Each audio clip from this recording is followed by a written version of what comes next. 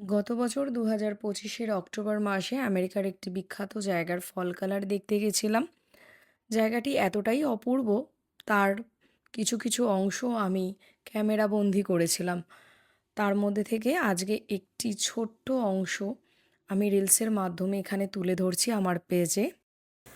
পরে সময় হলে ধীরে ধীরে সেই সুন্দর জায়গার আরও যে ছোট ছোট ক্লিপস নিয়ে আমার ফোনে ক্যামেরাবন্দি আছে, সেইগুলো আমি একটি বড় ভিডিওর মাধ্যমে আমার এই পেজ ম্যাজিক্যাল ম্যাভেরিক্সে ধরে রাখার চেষ্টা করব। আপাতত বস্টন শহরের একটি প্রাচীন ঐতিহ্যের সাক্ষী হলাম।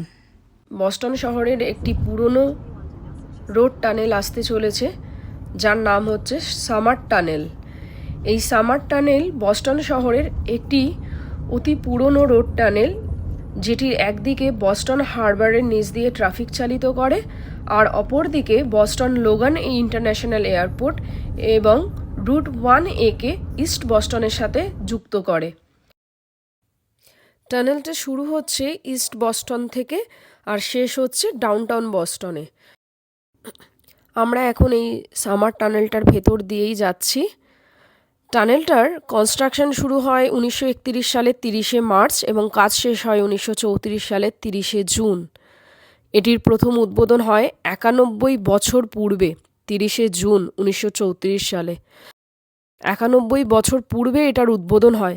সেই থেকে আজ অবধি এই টানেলটা এইভাবেই চলছে। এই টানেলটার টোল ফ্রি হচ্ছে $0.20 থেকে $2.05 মধ্যে থাকে, কারণ এটা পেমেন্ট মেথডের ওপরে ডিপেন্ড করে।